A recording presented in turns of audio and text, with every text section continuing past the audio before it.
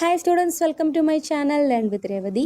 നമുക്കിന്ന് ജെ.പി. ഗിൽഫോർഡിൻ്റെ structure of intellect SOI theory അല്ലെങ്കിൽ SI തിയറി എന്നറിയപ്പെടുന്ന ബുദ്ധി സിദ്ധാന്തത്തെക്കുറിച്ചിട്ട് നോക്കാം. ഇത് ത്രിമുഖ സിദ്ധാന്തം എന്ന പേരിൽ അറിയപ്പെടുന്നുണ്ട്. ത്രിമുഖ സിദ്ധാന്തം, ബുദ്ധിക്ക് 3 ഫേസസ് ഉണ്ട് എന്ന് അദ്ദേഹം പറഞ്ഞു വെച്ചിട്ടുണ്ട്. ഒരു 3D പിക്ചറിലൂടെ അദ്ദേഹം അത് പറയുന്നുണ്ട് നമ്മളോട്, അല്ലേ? നമ്മുടെ ടെക്സ്റ്റ് ബുക്കിൽ കറക്റ്റായിട്ട് ആ പിക്ചറൊക്കെ കൊടുത്തിട്ടുണ്ട്.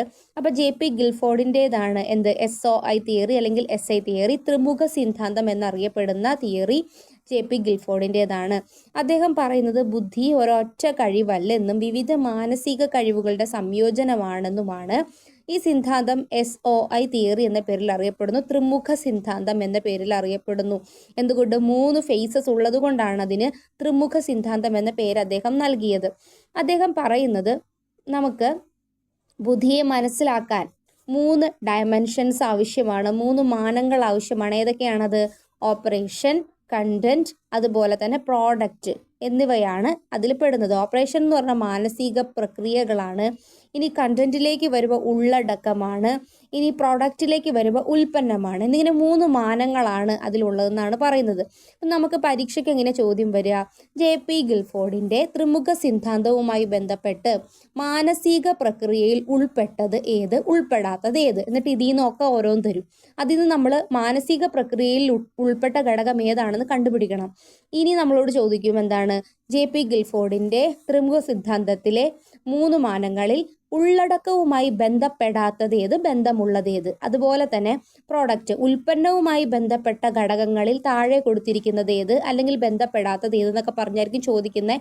അപ്പോൾ ഓരോന്നിലും വരുന്ന ഘടകങ്ങൾ ഏതൊക്കെയാണെന്നുള്ളത് നമ്മൾ കറക്റ്റായിട്ട് മനസ്സിലാക്കി വെക്കണം. അപ്പോൾ മാനസിക പ്രക്രിയ എന്ന് പറയുന്ന ഈ ഒരു ഭാഗത്ത് ഏതൊക്കെ ഘടകങ്ങളാണ് ഉൾപ്പെടുന്നത്?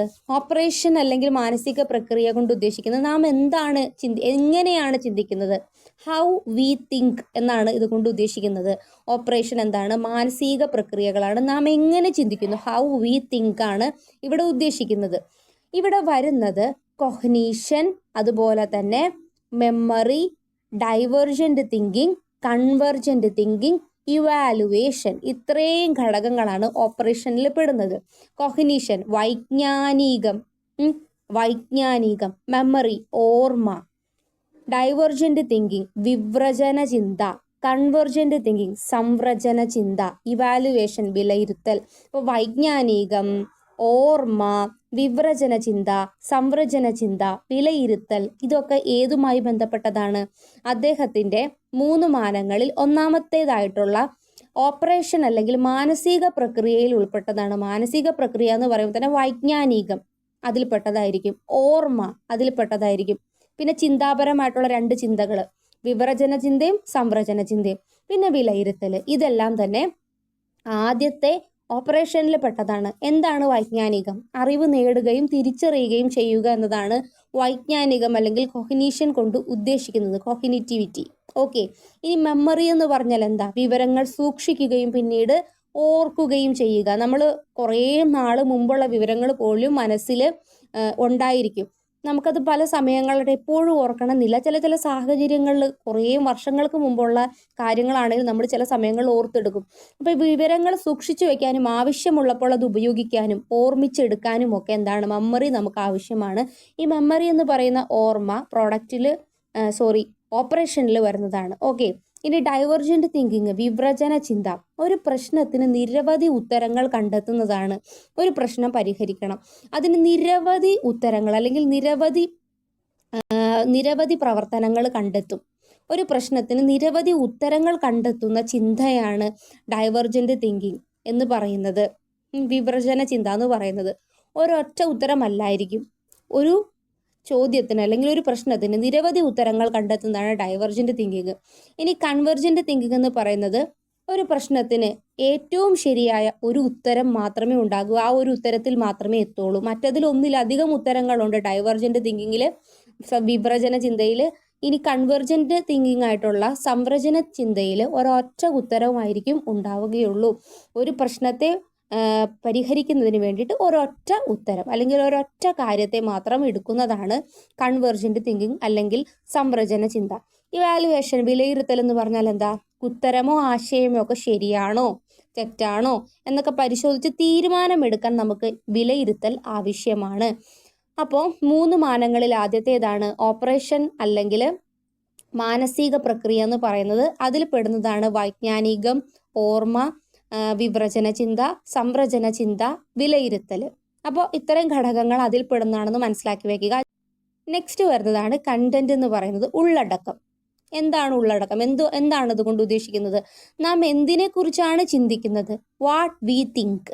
നാം എങ്ങനെയാണ് ചിന്തിക്കുന്നതെന്നായിരുന്നു ഓപ്പറേഷൻ. നാം എന്തിനെ കുറിച്ചാണ് ചിന്തിക്കുന്നത് എന്നതാണ് കണ്ടന്റ് എന്ന് പറയുന്നത്, ഉള്ളടക്കം. ഇനി അതിലൂടെ നമുക്ക് ലഭിക്കുന്ന ഒരു ഫലം ഉണ്ടല്ലോ, റിസൾട്ട്, അതാണ് ഏറ്റവും അവസാനമായി വരുന്നത് ഉൽപ്പന്നം എന്ന് പറയുന്ന പ്രോഡക്റ്റ്. അപ്പോൾ കണ്ടന്റിൽ എന്തൊക്കെ ഘടകങ്ങളുണ്ട്? വിഷ്വൽ ഓർ ഫിഗറൽ, ദൃശ്യപരമായിട്ട് അല്ലെങ്കിൽ രൂപപരമായിട്ടുള്ളത്. ഓഡിറ്ററി, ശ്രവണപരമായിട്ടുള്ളത്. Symbolic, semantic, behavioural. ഓക്കെ. അപ്പോൾ ചിഹ്നാത്മകമായത്, അർത്ഥപരമായത്, പെരുമാറ്റപരമായത്. ഇതെല്ലാം തന്നെ ഏതിലെ ഘടകങ്ങളാണ്? ഉള്ളടക്കത്തിന്റെ ഘടകങ്ങളാണ്. നാം എന്തിനെ കുറിച്ച് ചിന്തിക്കുന്നു, വാട്ട് വി തിങ്ക് എന്നതാണ് കണ്ടന്റ്, ഉള്ളടക്കം എന്നതിൽ പെടുന്നത്. ഇതിലെ ഘടകങ്ങൾ ഒന്ന് വിഷ്വൽ ഓർ ഫിഗറൽ ആണ്, ദൃശ്യപരമായത് അല്ലെങ്കിൽ രൂപപരമായത്. ഓഡിറ്ററി, ശ്രവണപരമായത്. സിംബോളിക്, ചിഹ്നപരമായത്. സെമാൻറ്റിക്, അർത്ഥപരമായത്. ബിഹേവിയറൽ, പെരുമാറ്റപരമായത്. അപ്പോൾ ഉള്ളടക്കവുമായി ബന്ധപ്പെട്ട ഘടകങ്ങളാണ് visual or figural, auditory, symbolic, semantic, behavioural എന്ന് പറയുന്നതൊക്കെ. ഓക്കെ. ഇനി ലാസ്റ്റ് ആണ് പ്രൊഡക്റ്റ്. നമുക്കൊരു ഉൽപ്പന്നം ലഭിച്ചു, ഒരു റിസൾട്ട് ലഭിച്ചു, ചിന്തയുടെ ഫലമായി നമുക്ക് എന്ത് ലഭിച്ചു? What we get. What we get, അതാണ് പ്രൊഡക്റ്റ് എന്ന് പറയുന്നത്. അതിലെന്തൊക്കെ ഘടകങ്ങളുണ്ട്? Unit, classes, relation, system, transformation, implication എന്നിവയാണ് അതിലെ പ്രധാനപ്പെട്ട ഘടകങ്ങൾ. പ്രോഡക്റ്റിലെ യൂണിറ്റ്, ഒരു ഘടകം ഉണ്ടായിരിക്കും, ഒരു വിവരം. ഓക്കെ. ക്ലാസസ്, വർഗങ്ങളായിട്ട് നമ്മൾ അതിനെ തിരിക്കുന്നു. ഒരേ സ്വഭാവം ഉള്ളവയുടെ ഒരു കൂട്ടം. ഓക്കെ, വർഗങ്ങളാക്കുന്നു. റിലേഷൻ, ബന്ധം, രണ്ട് കാര്യങ്ങൾ തമ്മിലുള്ള ബന്ധം മനസ്സിലാക്കാൻ. സിസ്റ്റം, ഒരു സംവിധാനമാണല്ലേ, പരസ്പരം ബന്ധപ്പെട്ട ഘടകങ്ങളുടെ ക്രമീകരണമാണ് സിസ്റ്റമാറ്റിക് ആയിട്ടുള്ളൊരു ഘടകം.